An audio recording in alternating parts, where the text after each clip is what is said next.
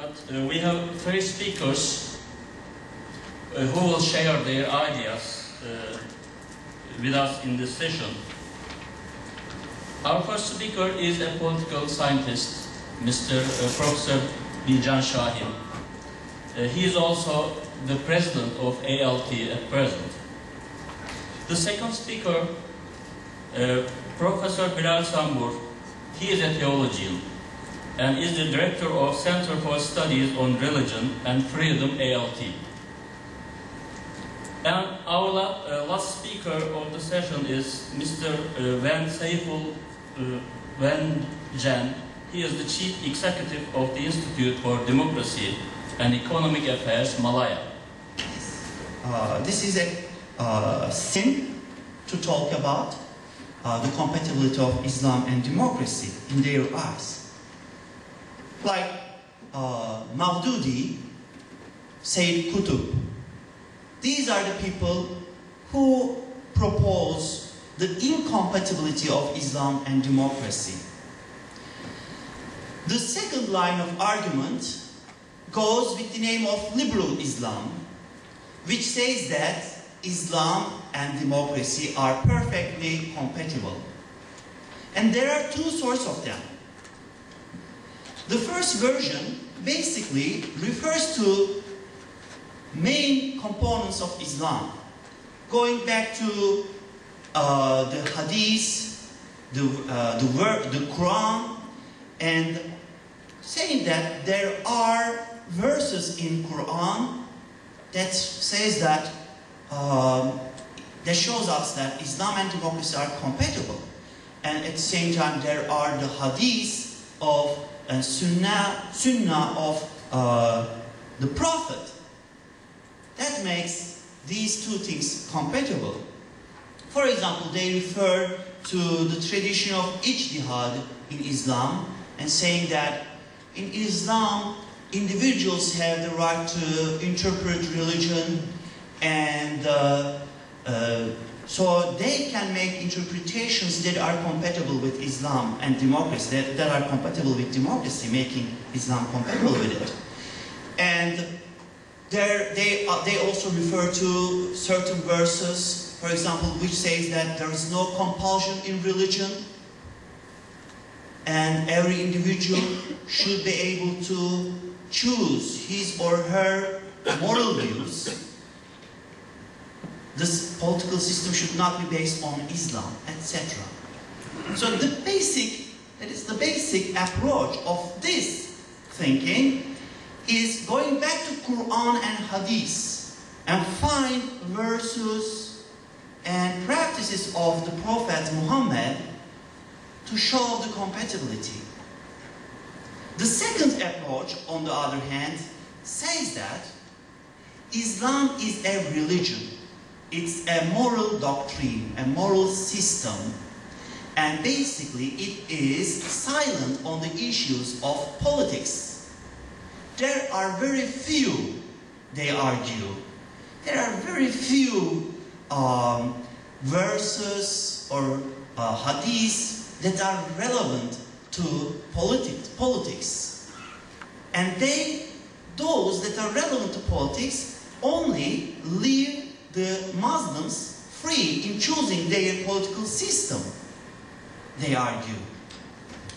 The first approach, that is the going to Islamic sources, are exemplified by thinkers like Iranian Abdul Karim Surush and Algerian person named what was his name? Ghanouchi, yes. Sheikh Ghanouchi. Tunisian? Okay. All right, thanks for correction. So, these persons basically argue that we should go from within Islam. On the other hand, the second approach is exemplified with people like Ömer Çaha from Turkey, Mustafa Erdogan, and some people say Fazlur Rahman speak in this way. they argue. Now, my personal view on this point is that we need to refer to the second approach within liberal Islam. That is, taking Islam as a religion rather than a political system, and show its compatibility with a liberal democracy, which is a political system. We should not mix apples with pears.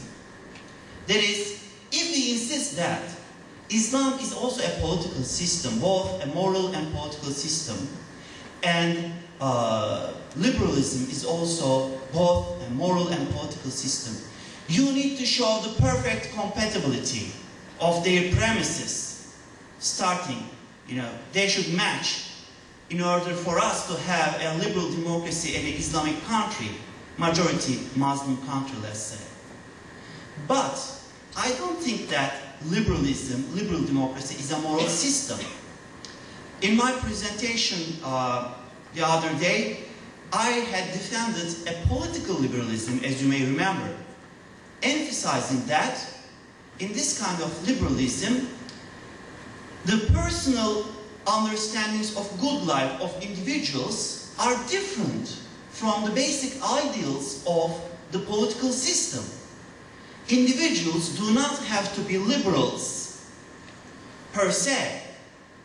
The citizens do not have to accept so-called liberal way of life, not accepting a traditional way of life, or not following conservative ways of life.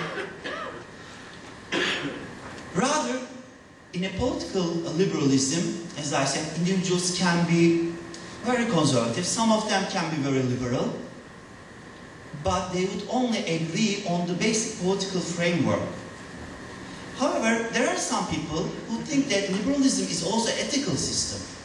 All individuals in a liberal polity must be autonomous individuals and preferably not following very traditional ways of life. But I think this is a misleading interpretation of liberalism. And also with Islam, there may be also verses, also hadiths, that can be seen as very inward-looking within Islam, not necessarily compatible with a liberal or democratic way of life. People can pick up verses and hadiths from the Islamic tradition, showing us that they are totally incompatible. As Sayyid Qutb and others, the liberal democracy is our political system, within which both Muslims, believers and non-believers can coexist without discriminating among the people. You are a believer, you are not a believer. In the old millet system that we also mentioned, there was this discrimination. It was, yes, a tolerant system in general, compared to, for example, it has been implemented in the medieval times and made possible the coexistence of all these different religions, Christians, Jews and Muslims. It was tolerant. At that time, in Europe, people were killing each other on the basis of religious differences. However, it was not totally based on equal respect to citizens, to the subjects. Muslims had the superior position over others, for example.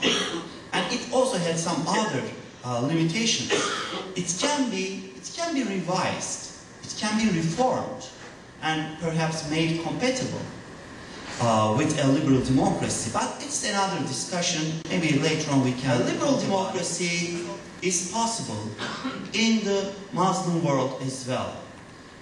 However, we need to, I believe, we need to further develop the interpretation that Islam is a religion and not about political system, and it leaves the followers, its followers, free in choosing their political system, and the best political system, which would give both freedom of conscience and religion and other civil liberties, is a liberal democracy. Thank you so much.